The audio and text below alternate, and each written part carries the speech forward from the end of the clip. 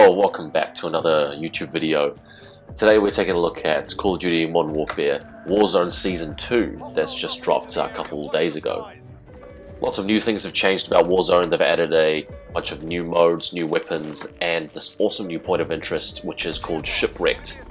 That's what you see on screen right now, and we'll get to all of those things in just a second. In this video you'll see a combination of both Plunder and Battle Royale gameplay.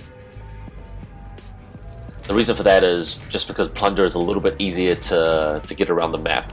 You're able to respawn without going into the gulag. And sometimes the teammates that I've gotten in Battle Royale have not been the best. Just getting to the ship alone is such a chore because of it being a new point of interest, a new part of the map. Everyone wants to land on it. So yes, you might even get onto the ship successfully, but you probably won't last too long. But it is a really cool addition to the map. It's a ship that was carrying chemicals called the Vodyanoi, and somehow it's re-emerged back into Verdansk, but it's been crashed into the shore. And as a result, the chemicals are still on board, but it's leaked out, and all the passengers and crew members that were previously on there have now turned into zombies, which makes for a really cool and interesting gameplay experience. Now you've got Battle Royale, Plunder, but also you have zombies in the same mode. And what you see me do here is finally ascending my way up into the upper decks of the ship, taking it pretty slowly, activating dead silence, because I know that there's going to be a ton of people on this ship already. As a reward, you'll see a lot of red supply boxes. This place is filled with really good loot. Now, if you weren't lucky enough to be able to land on the ship directly from parachuting, there are 3 different entryways into the ship. The first one is the entrance that I used just before, which is port side towards the mid side of the ship. It's a really great way of entering the ship, but because people are coming towards the ship all the time, it does leave you open to being killed while you're on the rope. The other entrance is starboard side, which again you will be using the ropes to ascend onto the ship. The third and final way is the gaping hole in the middle of the ship, which is what you see on screen now. It's a fantastic way of entering this part of the map, but everyone will be landing here at the same time. What's good is that you get to see everyone. You won't have most people sneaking up on you or people camping around corners because it's so wide open.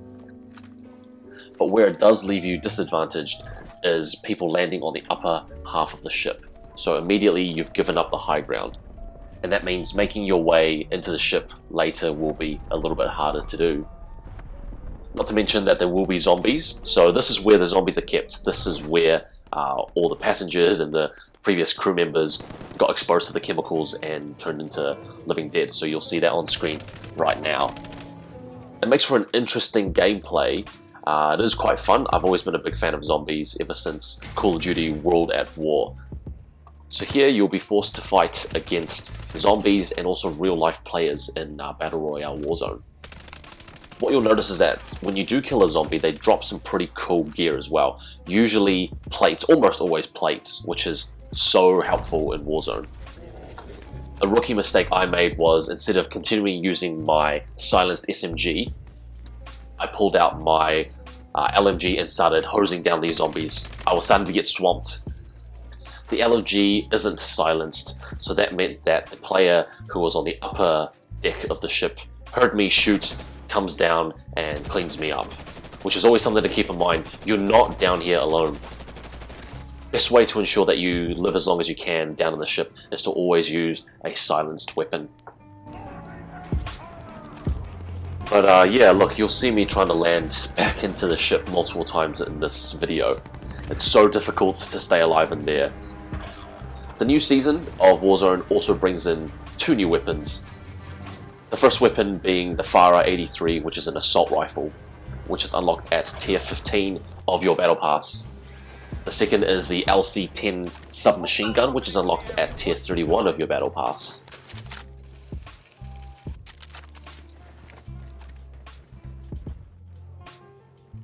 Enemy soldier incoming.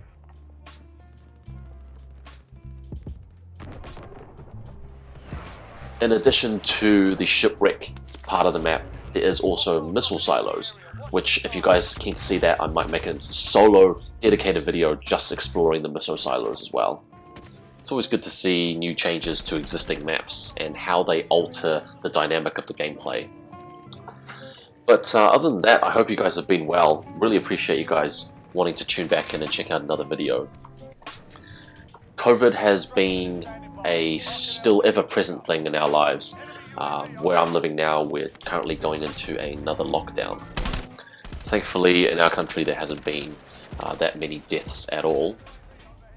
Our government here has done a fantastic job over the past year or so. At the first sight of a community transmission of the COVID cases, the country or even just the city will go into a snapped lockdown for a few days or even a couple of weeks. I think this decision has been pivotal to our success as a country to be able to minimize COVID's exposure.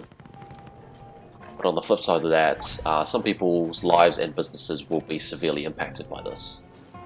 Small businesses, especially in the hospitality industry, such as cafes and mum and pop opened restaurants, will be severely impacted.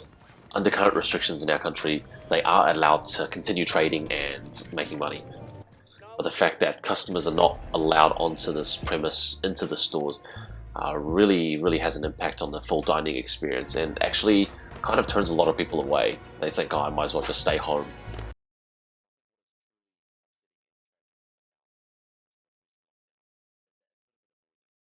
Our country has enjoyed a lot of luxuries in terms of the freedom that we've had, while the rest of the world struggles to cope with controlling COVID. But we've had it pretty good. This might be due to great leadership from our governments, or just even for the fact that we've got a low population here. But of course, some things do slip through the cracks. The most recent positive case was due to a person not doing what they should have been, which is staying at home. This person was active quite a while without even knowing that they had the virus. Now, look, I think that's, you can't blame someone for going about their lives when they didn't know that they were infectious. But once they took the test takes about a day or two for the results to come back. And once they took the test, they continued to go about their day and even went to the gym, which, as many of you know, is a highly packed area. People are always close by sharing equipment. There's perspiration everywhere.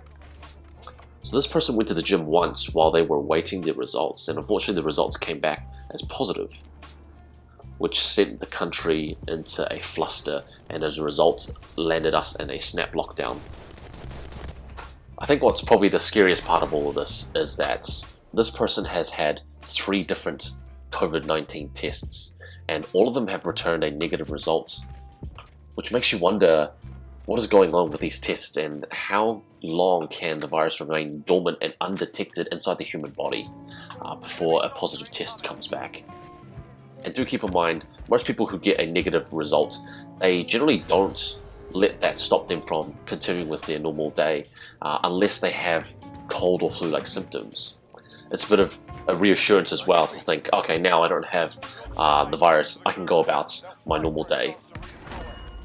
But if you're like this unfortunate individual that I just spoke to you about, who have had 3 negative tests before finally returning a positive one, how long are you out in the public spreading the virus even though you didn't know it? Truly something to think about, and it serves as a reminder for everyone to wash their hands, stay clean, stay safe, use their common sense. When we went into our lockdown, it happened at 6 AM in the morning today, but the announcement was actually 9 PM the evening beforehand. I myself was planning on going out with a couple of friends yesterday evening, but upon hearing the news at 9 PM about the lockdown taking into effect the next day in the morning, I decided to call it off. I really hope that some people out there that were out last night did have the common sense to say, hey, probably best to just stay home and sit this one out for the sake of the country, for the sake of the small businesses and the families that are really struggling. When the economy and the country shuts down like this, it really impacts hard on those who are already struggling. For some people, a lockdown means the loss of luxury of being able to go outside, see friends, do some of the normal activities you do on a daily basis. But for some, it means loss of income, it means loss of stability, financial independence, and not knowing how to pay rent the next week. I want to thank you guys again for tuning back in. I hope that wherever you are in the world, that you are safe, warm, and well fed. It's a crazy world out there, and it means a lot that you guys have taken a bit of time out of your day to come in and see what I'm up to. Whether you're working, studying, or just chilling, I hope that this has provided a somewhat of a good distraction, take your mind off whatever is troubling you right now. Hope you've enjoyed the gameplay, hope you've enjoyed the video and the commentary. Thank you, hope to see you guys again soon.